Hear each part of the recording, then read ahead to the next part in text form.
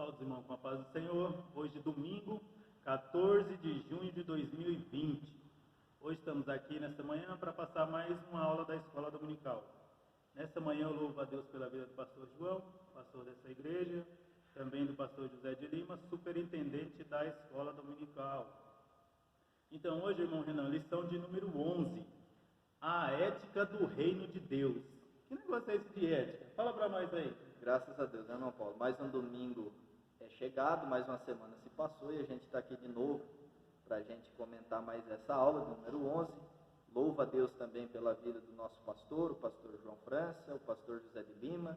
Também quero agradecer aqui a presença do irmão Paulo mais uma vez, né, também do João, que está aqui nos ajudando, adolescente João, e toda a UADEC, que Deus possa abençoar. E hoje é uma aula muito importante, onde a gente vai falar da ética do reino de Deus.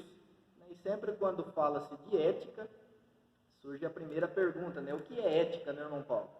O que a gente pode definir como ética? Eu trouxe aqui uma definição sobre ética que diz o seguinte: ética é o estudo sobre os valores morais e os princípios ideais da conduta humana. Então veja que ética tem a ver com conduta humana e com princípio moral, certo, irmão Paulo? Certinho. Na realidade, hoje em dia a gente fala assim, tal pessoa estava mascando chiclete no culto. Que falta de ética. Tal pessoa viu a grávida no ônibus e não deu lugar para ela sentar. Que falta de ética. Essa é uma ética comum, ou a ética aqui do mundo. Sim. Né? E é importante falar, irmão Renan, com relação à ética, que ninguém que obedece às éticas de Deus, ou às éticas do reino, passa por cima da ética humana, ou da nossa ética aqui no mundo. Então, desde que a pessoa vai respeitar a ética de Deus, ele não passa por cima dessa. Ele tem que obedecer às duas.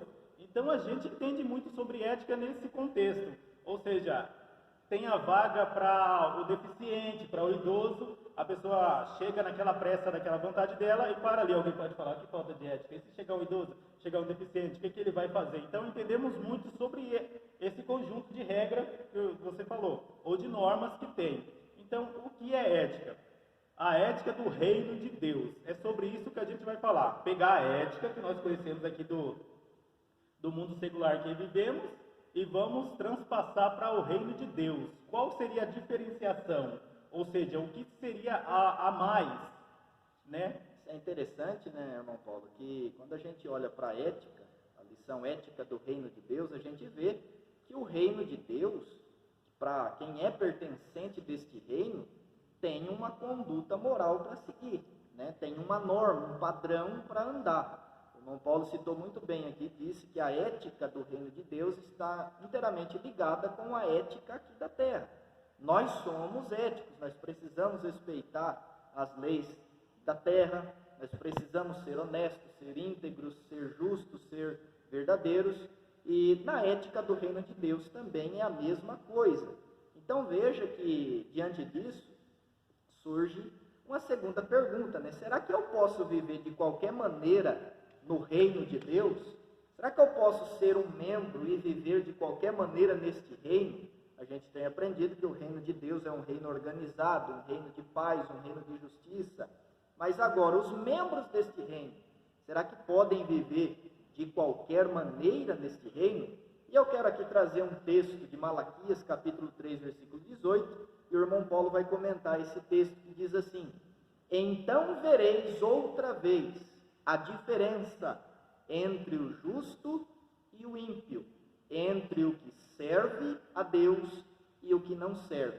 Então, irmão Paulo, é verdade que quem faz parte do reino de Deus precisa ter um diferencial no seu modo de vida? Com certeza, e como precisa. Na realidade, olha o que vai dizer a lição. Com relação a isso, quem faz parte do reino de Deus tem um diferencial ou uma diferença no seu modo de viver? Sim. Por quê? Porque a ética do reino de Deus tem a sua base no amor, tá certo? E na comunhão com Deus. A ética do mundo tem sua base no individualismo. Então, outra vez verei a diferença do que serve a Deus e o que não serve. O que serve a Deus? A base da sua ética é o amor. É o conhecimento do amor. O que não serve a Deus é o individualismo, ou seja, individualismo. Se eu não sirvo a Deus e eu estou com pressa, não importa se eu vou amassar o carro de alguém no trânsito, se eu vou fechar alguém, o meu interesse importa. Eu tenho que resolver meu problema, eu tenho que chegar na reunião de qualquer forma. Agora, quem tem a sua base no amor e no conhecimento de que tem um reino de Deus habita nele, o próximo é importante para ele. Então ele não vai pensar em nada que fira a integridade do próximo ou que prejudique o próximo. Então ele vai estar sempre pensando, eu não posso prejudicar ninguém. Antes, a base do amor que eu tenho é para ajudar as pessoas. É para ter paciência, é para ter mansidão, é para, de uma ou de outra forma, levar Jesus Cristo a ela. E não com o meu próprio interesse afastar ela de Jesus. Então a diferença é essa. A nossa base, irmão Renan, também o João Pedro que está aqui, a nossa base de diferenciação é o amor de Jesus Cristo derramado em nossos corações. A gente vê, né, que a ética, o cristão que é ético, ele pensa no próximo, né, irmão Paulo?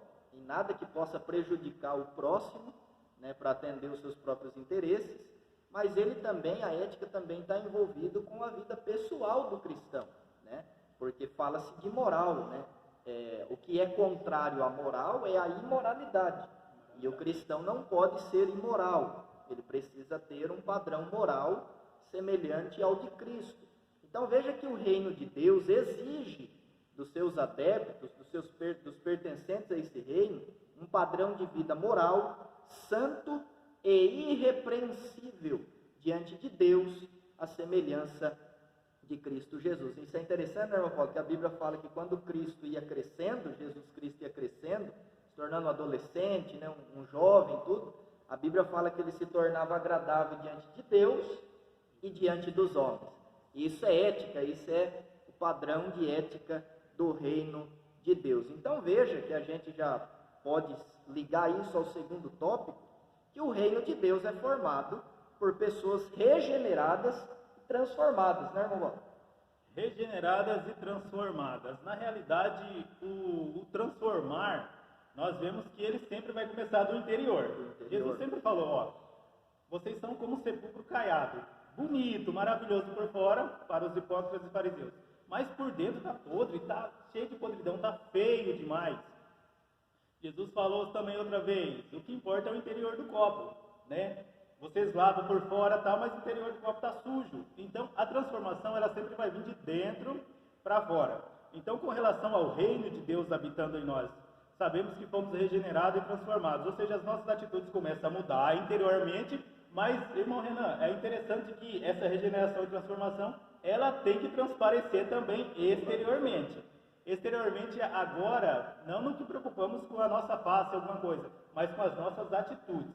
E isso me faz lembrar de um texto que está em 2 Coríntios, capítulo 5, versículo 17, que diz assim: assim que se alguém está em Cristo, em outras palavras, assim que alguém diz, né, que faz parte do reino de Deus através de Cristo, ele precisa ser nova criatura. As coisas velhas já passaram, eis que tudo se fez novo. Então, a regeneração ela começa no interior e é transmitida no interior. Então veja que aquele que faz parte do reino de Deus, ele é regenerado interiormente e convertido exteriormente.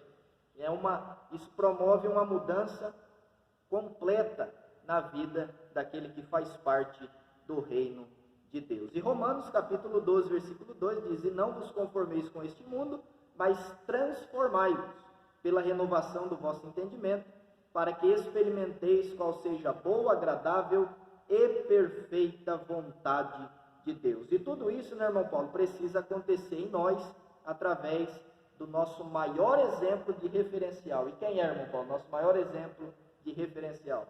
Nosso maior exemplo de referencial é Jesus Cristo. Glória a Deus. É Jesus Cristo, é Cristo. Ou seja, tudo isso, gente, fazendo um resumo, não adianta, irmão Renan, eu falar assim, eu já fui transformado e regenerado, mas passar por cima de todas essas coisas éticas, de dizer assim, é Deus que manda na minha vida, mas não obedecer nada aqui nessa terra. Então, a mudança está um pouco errônea, mas quando seguimos os passos de Jesus Cristo, procuramos cada vez santificar, e isso vai trazendo a transformação, porque é gradativa, vai de tempo em tempo. Amém? Então, Deus abençoe, adolescentes. Aqui a gente encerra essa primeira parte da aula e que você possa ser abençoado por Deus em nome de Jesus.